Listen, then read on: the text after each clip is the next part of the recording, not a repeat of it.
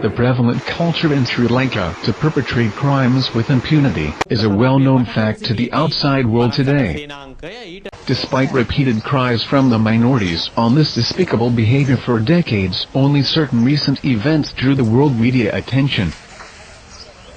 Blatant killing of nearly 50,000 civilians in the safe zone, and detaining hundreds of thousands of others in Nazi-styled camps are cases in point. Although free media was not allowed to witness these mass murders, they had a good opportunity of sensing the government's ill motive during many interviews.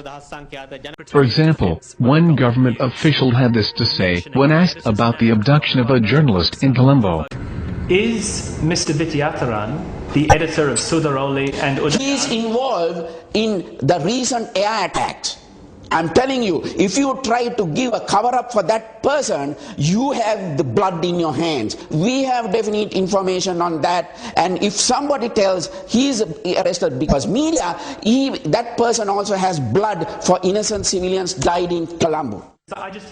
One of the ministers had this for an answer to a question on abuses inside the government-run refugee camps. There are a few blue-eyed children in that camp. So you'll know that some of the NGOs have had a jolly good time when they were up in Vavunia. So when you go up, just have a look and try and identify them.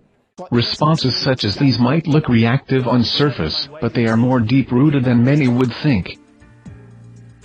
When the Sinhala-dominated government introduced standardization of education in 1971, the motive was to reduce the Tamil student intake and prop up that of the Sinhalese.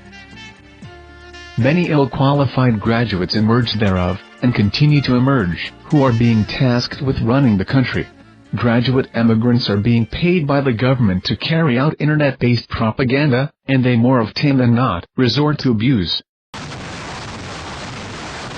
Back in Sri Lanka, their military marked the end of the decades-old civil war by ceremoniously firing rockets into the sea, leaving many environmental activists shell-shocked. A deplorable culture of daftness indeed. Richard Anderson, Web News Service, Melbourne, Australia.